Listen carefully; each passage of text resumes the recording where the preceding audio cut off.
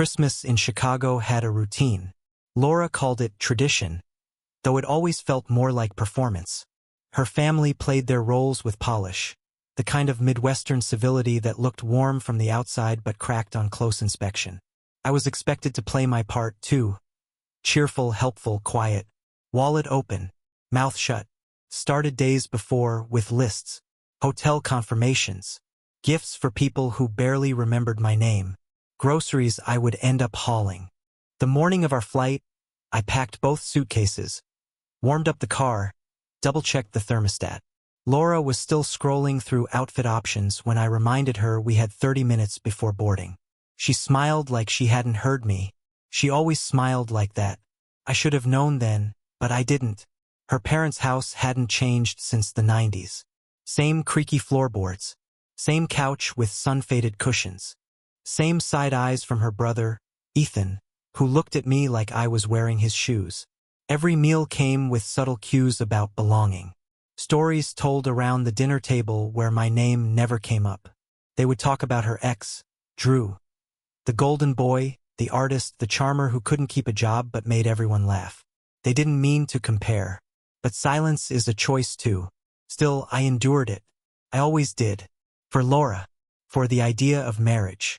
For the illusion of inclusion. Then came that Sunday morning. It was supposed to be a casual breakfast, eggs, bacon, coffee. Her friends were there, 3 women I'd never liked, who wore too much makeup for morning and spoke like their sentences were being live-streamed. The kitchen smelled like maple syrup and orange zest. The sun hit the tile floor just right. Felt like a commercial until it didn't. I was flipping bacon when it happened. Laura stood by the sink, sipping coffee, and one of the women, Erin, I think, asked, "So is he coming to the lake house this summer?" Laura didn't hesitate. She laughed, short and sharp, and said, "Oh, he's convenient, but he's not family." She didn't even look at me. The sentence hung in the air like smoke. And then they laughed. All of them. Not a polite chuckle, but something full-bodied. Like she'd said something witty, clever, brutal in the right way. I didn't flinch. I didn't ask what she meant.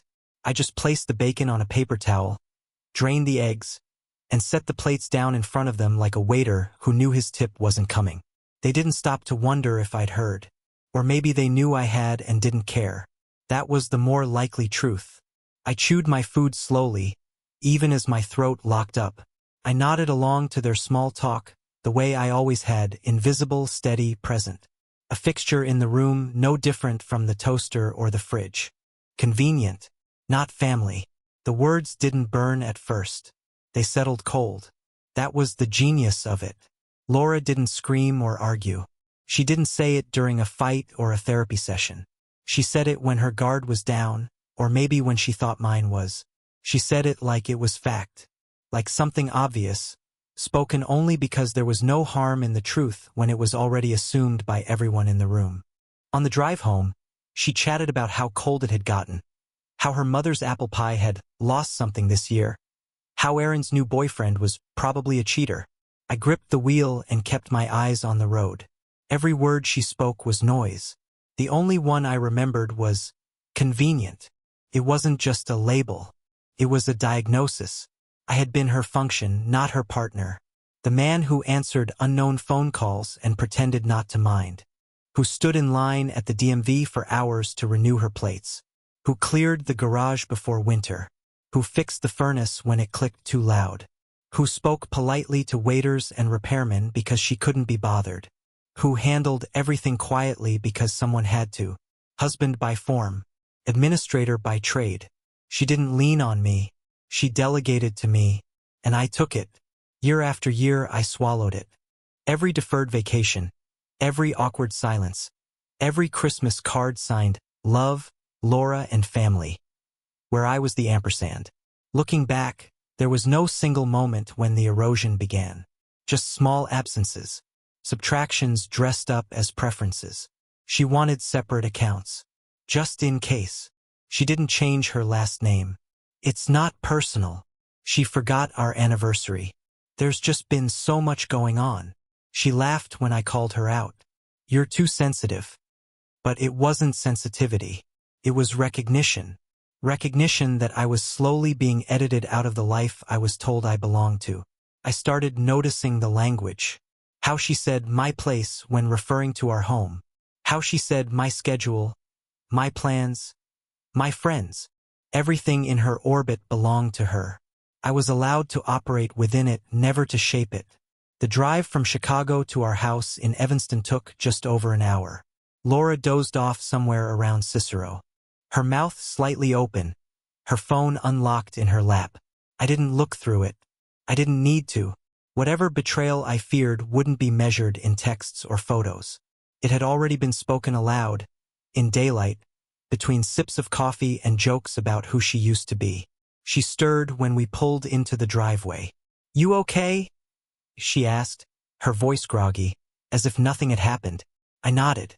I smiled. I carried the bags in and unpacked everything. I set her travel mug in the dishwasher. I refilled the fridge. I watered the plants. I did all the things that made the house function. But I never answered her question. Was I okay? No. But I was awake now, and I saw it. Finally, with a clarity that burned. This wasn't a marriage. It was a system, a quietly oiled machine where I was the part that wasn't supposed to squeak. And now I had squeaked, not with words, but with silence. And I could feel the whole thing tensing. That night, I lay awake beside her. Her breathing was soft, peaceful. She slept like someone who believed her world was intact. Mine wasn't. I stared at the ceiling and counted every role I had played. Financier, scheduler, fixer, listener, buffer, chauffeur, errand boy, stand-in, stand-back. Every role except the one I thought I had signed up for, husband. I remembered the first time I told her I loved her. She had smiled, not with surprise but with calculation. Like she'd known it was coming. Like she'd decided, then and there, how best to use it. I told myself she was guarded, that she needed time, that love looked different for everyone. I told myself that for 8 years. Now I knew better. Laura didn't love me. She relied on me. And when someone relies on you without loving you, they don't miss you. They replace you. I didn't sleep that night. I stared at the dark and asked myself the only question that mattered. What happens when the function stops working? That evening, after the bags were unpacked and the house settled back into its familiar silence, I did something I hadn't done in years. I opened the old folder.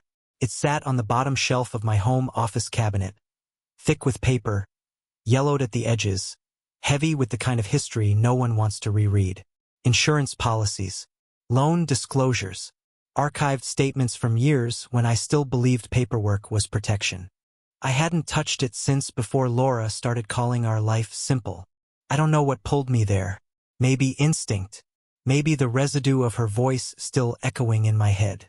Convenient, not family. Or maybe it was just the quiet.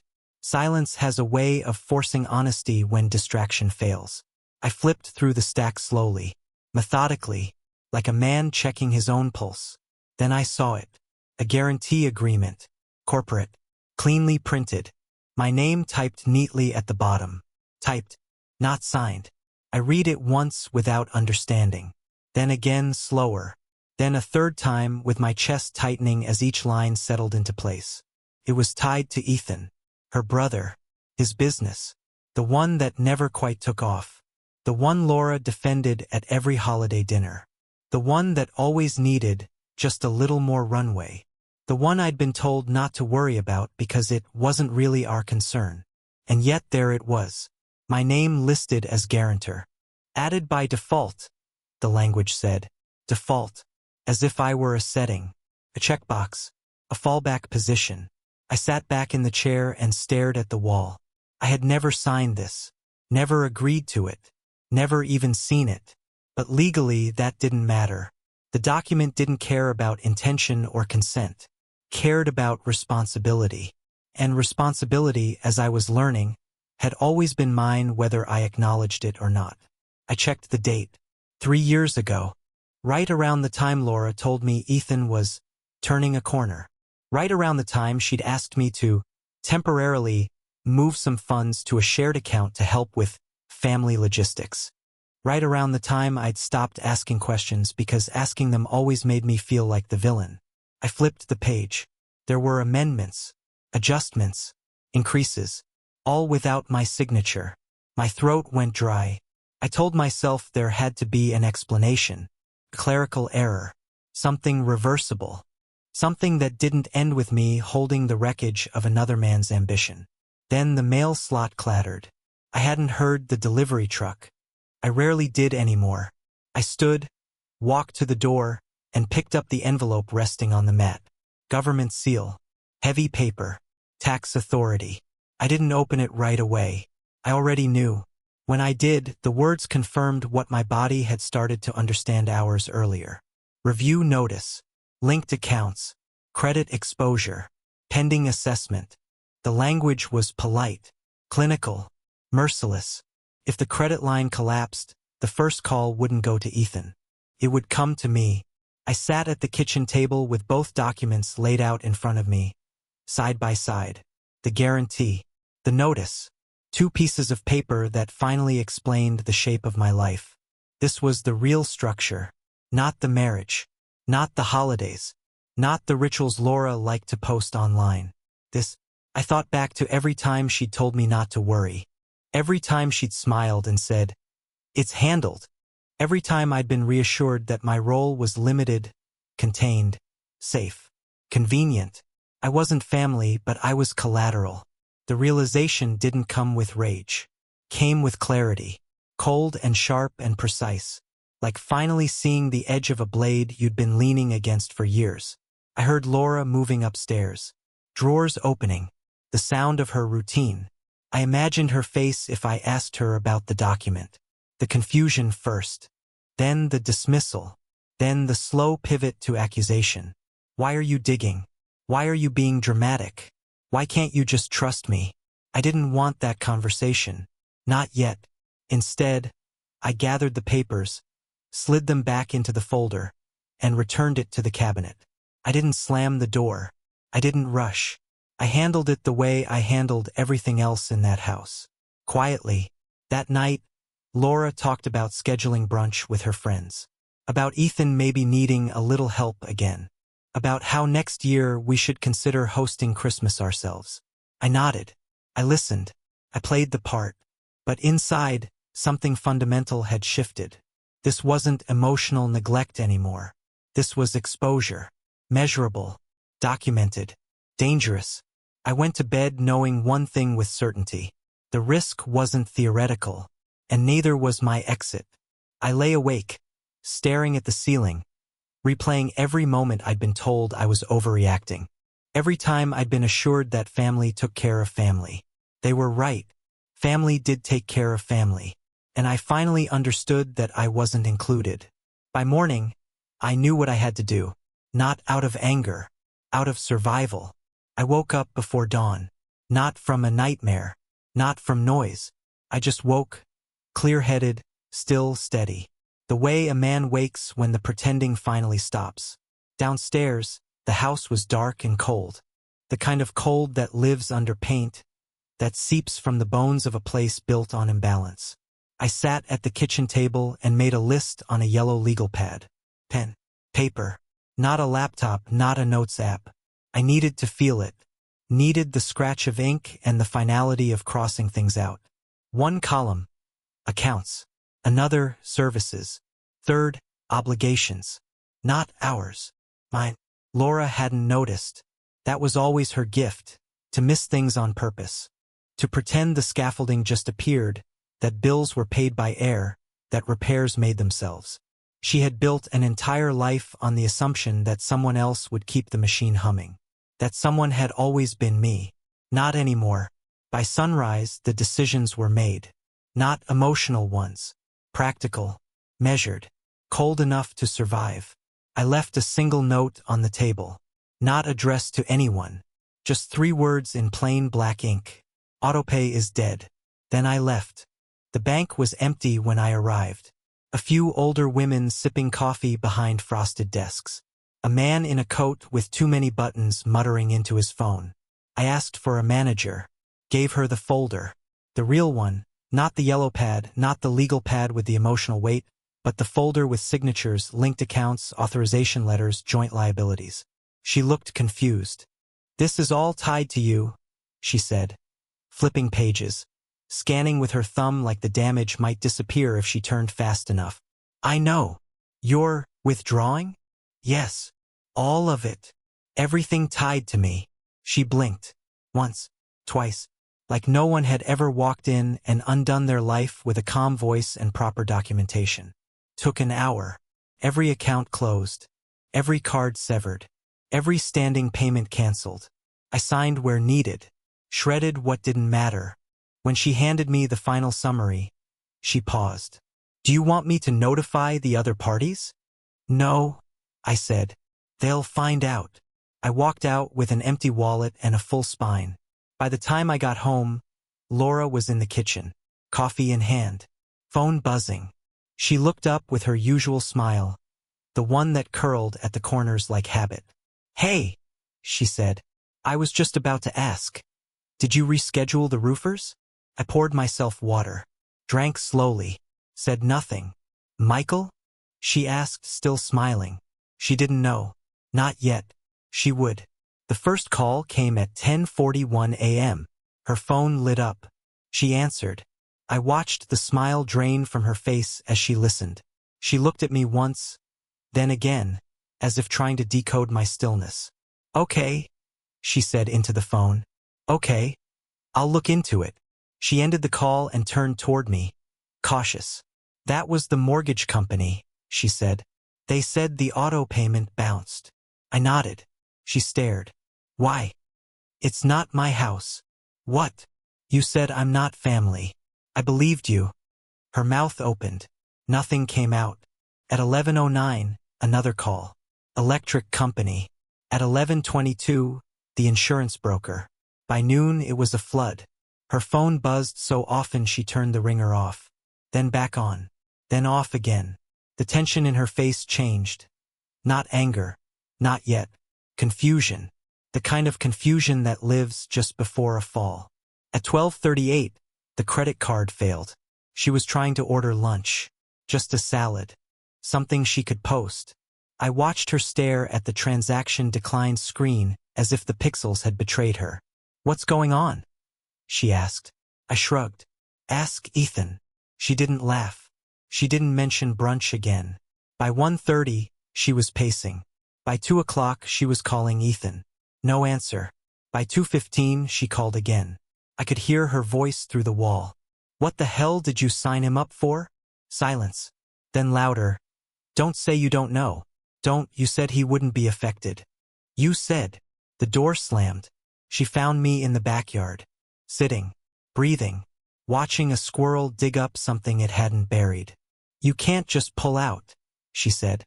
"I already did." "Michael, be serious. There's timing. There are systems." There were. "What the hell is going on with you?" I turned to her, looked her in the eye. "You used me." She scoffed. "Oh, come on. You said I'm convenient." "It was a joke." "No, Laura. It was a confession." She stepped back. Not physically. Emotionally. You could feel it, the shift from pleading to defense. "You've been under stress," she said. "I've been under you," I said. "Holding everything up." Silence. Then came the last gasp of denial. "We're a family." "No, you're a family. I was your function." That shut her up. At 3 o'clock, the real storm started. Alex called. Her son. My stepson. 23. Entitled.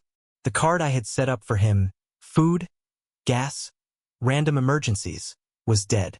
He wasn't calling to ask why. He was calling to yell. "What the hell, Michael?" I tried to pay for groceries and the card declined. "Is there a problem?" "No." "Then why can't I use it?" "Because it's not yours." "I mean, it's mine to use. You said I could." "It was tied to me. I'm not tied to this anymore." "You can't just." "I can. And I did." He hung up. For minutes later, he called Laura. I could hear his voice through her phone. Loud. Panicked. She told him something about me being unstable. About there being a misunderstanding. about how we'd figure it out. I didn't correct her. Let her try. By sunset, the system had buckled. Groceries unpaid. Utilities paused. Subscriptions locked out. Laura stood in the kitchen, surrounded by little red exclamation points. On her phone, her email, her mind. She tried one last time. "Michael," she said, soft now. "We need to talk." I looked up. My voice didn't rise. My hands didn't move. "We've been talking. You just never listened." She stepped forward. "This is cruel." "No. This is consequence." Tears. Of course. Some women we *p*nize them. Laura made hers look like surrender, but it was just another tool. "I didn't mean it like that," she said. "You meant it exactly like that. I just finally heard you." Then I left the room. Not out the door. Not with a bag. Not dramatically. I left her there, in the center of the thing she had built, now falling apart without its quiet architect. I left without rage, but with boundaries, and for the first time in my life with respect for myself. The silence didn't arrive all at once. Trickled in. Slowly. Carefully. Like someone walking barefoot through a house they no longer recognize. The first morning after everything fell apart, Laura didn't speak to me. She moved around the kitchen like a ghost, opening drawers without purpose, setting the kettle on without water, staring out the window like she expected a different version of her life to appear in the yard. I sat at the table, reading a newspaper I didn't care about. Not turning pages, just holding it, the way a man grips something to keep from drifting. When she finally spoke, her voice didn't sound like hers. "Do you think you're proud of this?" I didn't answer. Not right away. Because pride wasn't the word. What I felt was weightless. Not joy. Not triumph. Just the quiet absence of shame. Like I had finally stepped out of a room where the ceiling had been caving in for years. So I just said, "I'm done." That was the first real silence. The kind that doesn't ask for explanation because it already understands the answer and is terrified to hear it out loud. She stopped wearing makeup after that. Not in protest. Just because there wasn't anyone to perform for anymore. The mirror had stopped speaking. I noticed small things unravel. The way she held her phone tighter. The way she paced when her friends called and she didn't pick up. The way she walked past me with a stiffness she hadn't had before. Like her body knew something her mind still refused to accept. She tried to apologize once. It was 2 nights later. She came into the bedroom and sat at the edge of the bed like a teenager trying to confess to something smaller than it really was. "I didn't mean it when I said you weren't family," she whispered. I looked at her. "Yes, you did." Tears welled in her eyes. I didn't comfort her. Because that, too, had been part of the pattern. Me absorbing. Her discarding. Me repairing. Her forgetting. "I was angry," she said. "No. You were honest. That's what makes it worse." She didn't respond. Because there was nothing to say to that. The days blurred. Calls came in. Some from Ethan.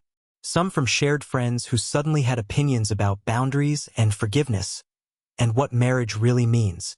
They spoke to Laura in hushed tones. Then louder ones. Then none at all.